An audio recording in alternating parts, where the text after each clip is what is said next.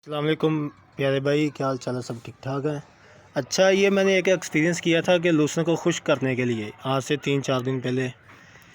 तो जिस दिन मैं लूसन लेके आया तो माशाल्लाह से अगले दिन ही मौसम ख़राब हो गया और बारिश के इम्कानात हो गए। धूप निकली नहीं, हल्की सी बारिश भी हुई खैर।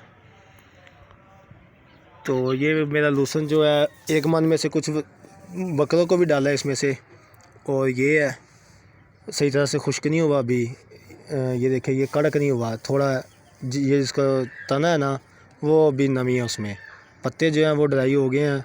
ये देखें, ये जड़ना भी शुरू हो गए हैं। उसके अलावा ये देखें, ये ड्राई हो गया है, ठीक है, लेकिन मुकम्मल तौर पे नहीं हुआ। लेकिन खैर ये ख़राब भी नहीं हुआ, क्योंकि इसे मैं वक्फे से हवा लगवाता रहा हूँ, साइडें चेंज करता रहा हूँ, क्योंकि ये हीट निकालता है तो इसकी हीट बढ़ जाती रही है। तो मेरी नज़र में लाहौर शहर में लूसन को खुश करके डालना ज़्यादा महंगा पड़ता है।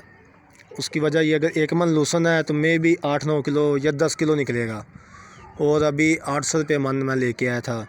तो अंदाज़ा लगाएं कि 800 के हिसाब से 10 किलो बनेगा आपका, और मेहनत जो है वो अलग से।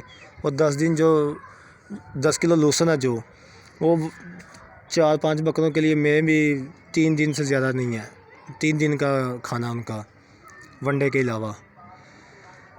तो ये देखें, ये मैंने इधर रखे हुए हैं मूंगी का और मूंगफली का भूसा मंगवाया हुआ है।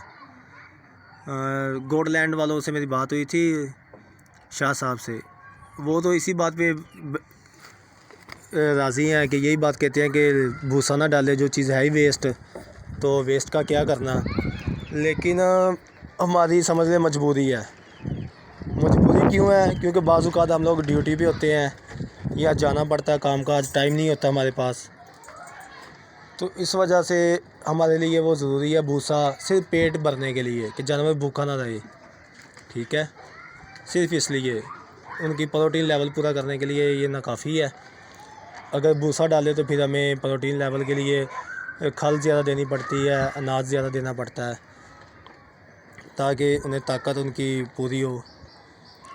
लेकिन लाहौर शहर में मेरे भी जिसने जानवर रखे हुए हैं, और जानवरों के साथ सारी बात है, हर बंदा काम काज करता है, तो उसके लिए ज़रूरी है कि वो भूसा मंगवा के रखे। इसलिए कि अगर आपको सब चारा नहीं मिलता, ठीक है, तो आप मसरूफ़ हैं, कहीं जाना पड़ता है, सारी बात है, तो आप उसे वो डाल दें और अपना काम काज करके उसे फिर दोबारा दूसरी खुराक डालें। जैसे मेरी अब रूटीन है, सुबह फ़र्स्ट टाइम जो है ना, मैं इन्हें भूसा डाल के ड्यूटी पे चला जाता हूँ। वहाँ से 12 बजे 11-12 बजे आता हूँ और इनके लिए सब्ज़ लूसन ले आया, या बरसीन, आजकल बरसीन ले आया, ठीक है, वो डाल देता हूँ। फिर रात को मैं इन्हें वंडा डालता हूँ, और वंडा भी जवी के साथ मिक्स करता हूँ। जवी का तोड़ा ये देखिए, ये पड़ा हुआ है, ये जवी है, इसे जवी कहते हैं, आप सबको पता ही है।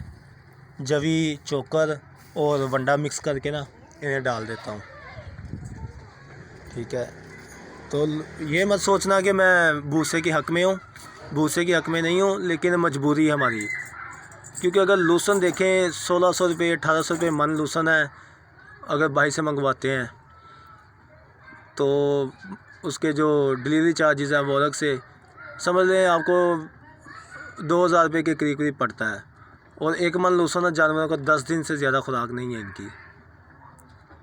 5 जानवर है मेरे, और 10 दिन से ज़्यादा नहीं चलेगा। तो ज़ाहिर बात है, अपने अखराजात को भी देखना होता है इंसान ने, उस हिसाब से करना होता है इनको। और ये सिर्फ शौक़ के तौर पे कर रहा हूँ, ना कोई कारोबार है मेरा। ये 2 जानवर कुर्बानी किया, साथ में 2 बकरियाँ रखी हैं। चले नेक्स्ट टाइम जो बकरियाँ सोएंगी तो ज़ाहिर बात है बच्चों को दूध पिलाएंगे, छोटे को, और बच्चे जो है इनके वो कुर्बानी के लायक आएंगे, बस यही है। और फार्मिंग जो लाहौर के अंदर गोट फार्मिंग नहीं हो सकती। हाँ, ईद से 2 महीने पहले 3 पहले जानवर ले आएँ, उन्हें अच्छा खिलाएँ पिलाएँ, और ईद पे जहाँ पे 4-5 हज़ार रुपये आपको मिले प्रॉफिट, वहाँ पे दे दें, ये हो सकता है। लेकिन पूरा साल पाल के जानवर बेचें और आपको प्रॉफिट हो, ये नामुमकिन है। चलें, यही बताना था। और लूसन के बारे में बताना था कि लूसन मेरा सही तरह से खुश्क नहीं हुआ, बवजह बारिश, और मौसम फिर से सर्द हो गया था इस वजह से। और अभी इनके फट्टे नीचे से निकाले हैं, नीचे से सारी सफाई की है, गंद उठाया है। और उन्हें धूप लगवा रहा हूँ। उसके बाद बिल्कुल सफाई करके इधर से चूना मारूंगा और फटे दोबारा लगा दूंगा। वो एक क्योंकि फटे कुछ अभी पड़े हुए हैं, वो इसलिए कि पहले 2-3 निकाल लिए, उनके नीचे सफाई कर दी, फिर 2-3 निकाल लिए। टाइम इतना होता है कि ऐसा करना पड़ता है। चलें ठीक है भाई, दुआओं में याद रखिएगा।